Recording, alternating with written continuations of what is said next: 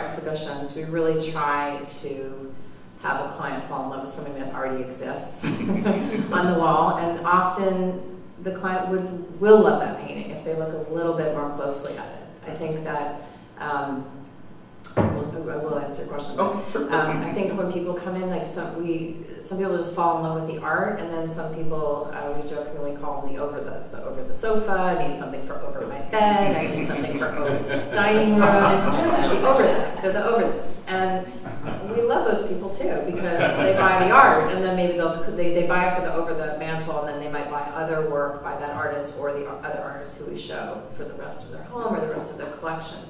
But I think that it's a slippery slope when you come in and say, none of this appeals to me. I need, this is 5 feet by 3 feet. I need something that's 5 feet by 4 feet. Because then often some artists are very excited to do commissions, and some are terrified, and they'll do it, and sometimes begrudgingly. But then, there's this pressure between. There's an expectation.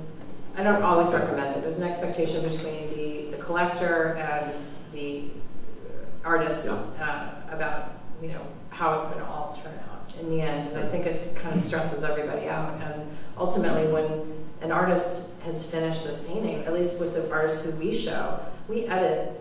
We work with the artists to really edit the group of paintings that we show. So when you come into our show, we've edited out the ones that aren't A+, and that they won't give us something that's not an A+. So I feel like they've painted that painting a certain way for a reason, and they're happy with it, and they only put 1 apple in it for a reason, not 2 apples, or whatever it is. So I think it's for commissions, but then sometimes commissions work, and I'm doing a big commission of sculpture right now, Elizabeth Turk, marble sculptor. Sure.